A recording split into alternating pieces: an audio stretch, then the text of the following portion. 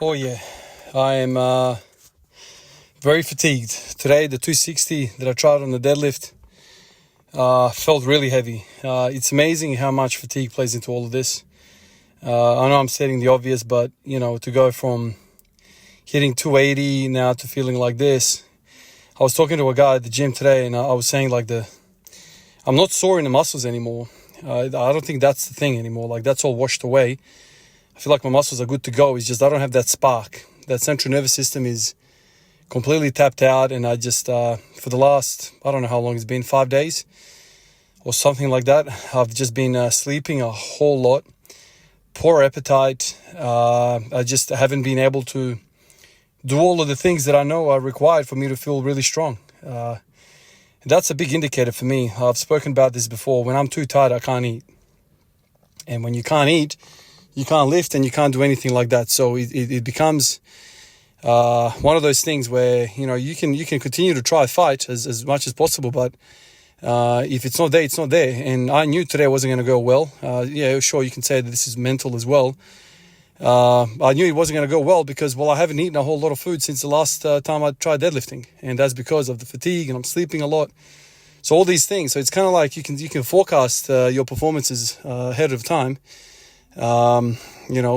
Just purely of how you're living your life and how you're feeling. Between 270 and 275, I reckon it was close to 2 weeks, 3 weeks. 2 weeks, I reckon it was. So, got to stay with it. I was saying the same guy at the gym, I know this works, what I'm doing. Obviously, I've exhibited that with the 280. You just have to, so I was saying to him, you just have to resist the need to change, resist that urge to think, oh, that's not working anymore, I have to change something else. I'm on to the next thing. That next thing might not be the thing that's going to solve it. The next thing might be just the fact that, you have just tapped out your body, you've pushed to the limiter, and now you have to just let it all wash away. There is this dialogue in my body all the time when it comes to all of this, about all of this, when it comes to it, that, I need to, feel good all the time. And that's something that has been on my mind for quite a while. It's just like, okay, cool. I've had a really good period. Now I want that period to just continue going on and on and on and on and on. But that is not realistic. You need to literally stop. And this is probably the really good argument about, periodization, all that stuff. He's just got it all pre-programmed for you to have these resting periods. Sure, I'm not going to argue against it. Cool, I understand it. But for my liking, I don't like to live like that. I don't like to train like that. I feel like I'm just arbitrarily doing things. I'm not convinced that that's what is going on.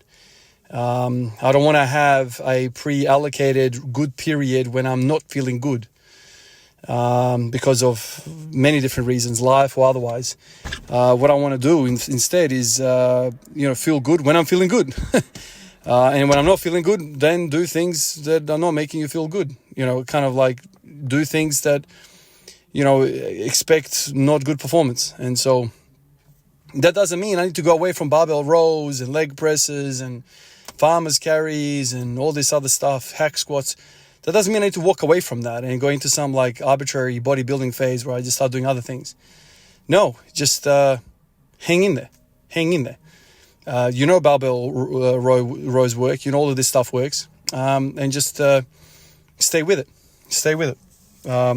Now, for the need for variation is absolutely a must. So, okay, so barbell rows are definitely working. Maybe you can do something else, barbell rows. It can be pendlay rows. It could be whatever. It doesn't really matter. You can use the, what's it called, the landmine thing. The Arnold Schwarzenegger row, whatever it's called. I forget it now. But there's, bent over rowing variations everywhere. But there is always a need in my body, in my brain to be like, okay, today felt really crap, change. Not going to change anything. I'm going to resist it. I'm going to just continue on with the current plan. And the current plan actually has change built into it, but it's not going to be change the whole philosophy of training. Oh no, barbell rowing is not working anymore, do something else. Or leg pressing, hack squats and belt squats didn't work at all, let's do something else. No. I'm convinced all of this stuff works. I just have to stay with it and allow the body to recover. That 280 took a lot out of me, man. It really, really did. I knew at the moment all the adrenaline wore off, how cloudy I felt. And then I got home and I'm like, wait a minute, man, I've set this huge PR and I'm not able to eat food. Like, what is going on here? Like, and my dad was shocked. And then I went for the ice cream, the emergency food, the ice cream. When the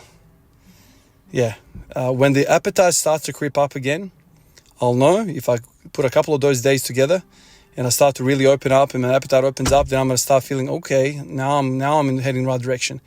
And then I can max out again, let's say. And then it's probably going to knock me back again with the appetite. And then, you can see the trend. But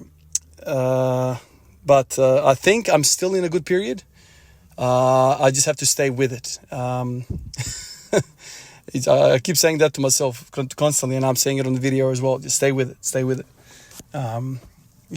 It's so unrealistic to expect that you're going to just be climbing like straight up. Even if now for the next year I don't put anything onto my deadlift, I think the review has to be that it's been positive. 15 kilos in 1 year, man.